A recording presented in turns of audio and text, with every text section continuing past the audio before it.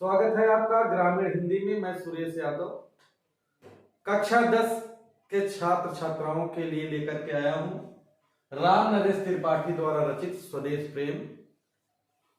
और पहला, दूसरा, तीसरा पद्य हम लोग देख चुके हैं। ये चौथा और पांचवा पद्य लेकर के आया हूं। जितने भी हमारे छात्र और छात्राएं हैं कक्षा 10 के, सभी अपनी पुस्तक अपने पास रखा करें, स्वर वाचन का आनंद लीजिए। उसके बाद इसका अर्थ हम बड़े सुंदर ढंग से आपको समझाने की कोशिश करेंगे। तो पहले हम भैया स्वर वाचन देखेंगे। चलिए। बिसुअत रेखा का वासी जो जीता है नित हाफ हाफ कर, बिसुअत रेखा का वासी जो जीता है नित हाफ हाफ कर, रखता है अनुराग अलौकिक, रखता है अनुराग अलौकिक, यह भी अपनी मातृभूमि पर, ध्रुववासी जो हिम में तम में, ध्रुववासी जो हिम में तम में जी लेता है काप काप कर, वह भी अपनी मातृभूमि पर, वह भी अपनी मातृभूमि पर कर देता है प्राण निछावर, वह भी अपनी मातृभूमि पर कर देता है प्राण निछावर।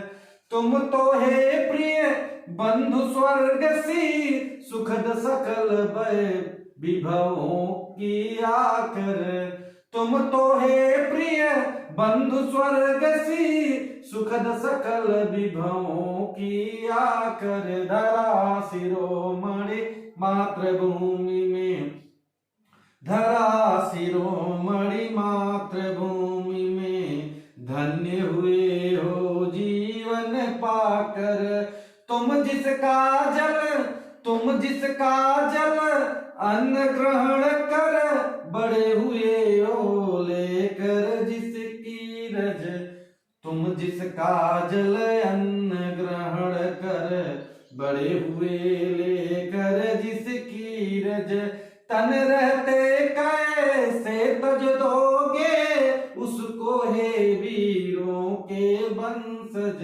बिसुअत रेखा का वासी जो जीता है नित आप आप कर, बिसुअत रेखा का वासी जो जीता है नित आप आप कर।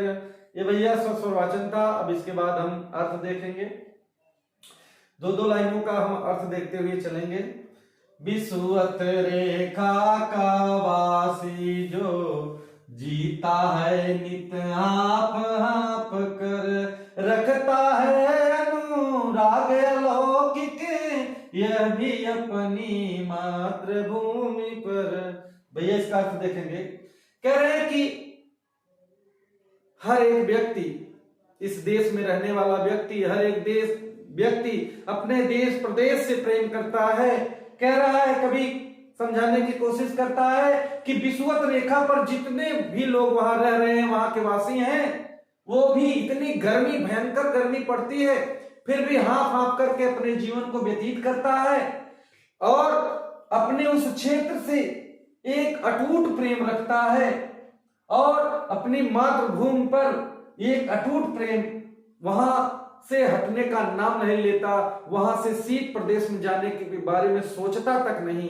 वह अपने उस प्रदेश से, अपने उस स्थान से प्रेम करता रहता है। अगला लाइन देखते हैं। ध्रुववासी जो हिम में तम में जी लेता है काप काप कर, वह भी अपनी मातृभूमि पर कर देता है प्राण निछावर। आगे कह रहे हैं कि जो ध्रुव पर रहने वाले लोग हैं, ध्रुव के वासी हैं, ध्रुव पर बहुत ठंडी पड़ती है, वो कांप कांप कर अपने जीवन को व्यतीत कर लेता है, उस ठंडी को सह करके अपने जीवन को व्यतीत कर लेता है। वह भी अपनी वो भी इतना कष्ट झेलने के बाद वह भी अपने मातृभूमि से एक अटूट प्रेम करता है। और यहां तक अपने प्राणों को न्यौछावर कर देता है, लेकिन गर्म स्थान पर जाने के बारे में कभी नहीं सोचता। आगे देखिए, तुम तो हे प्रिय बंधु स्वर्ग सी सुखद सकल विभवों की आकर धरा शिरोमणि मातृभूमि में धन्य हुए हो जीवन पाकर।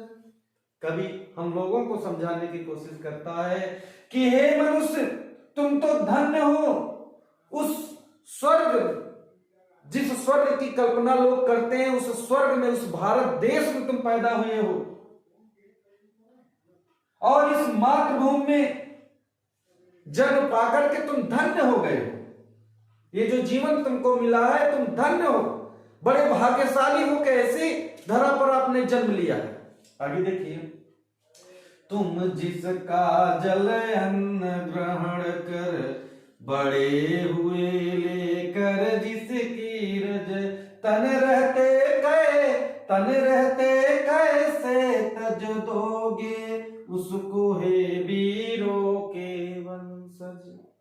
कभी समझाता है कि हे इस देश के वीर, उस देश के अर्थात भारत देश के वीर, तुम ऐसे वंशज में जन्म लिए हो जो आपको चारों तरफ से आपका विकास हुआ है।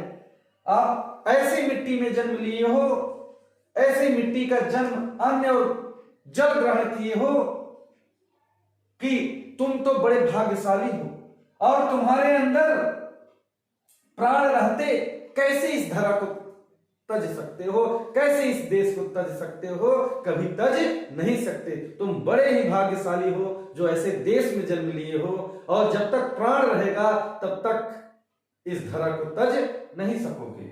और मैं आशा करता हूं कि आप लोगों को समझ में आया होगा।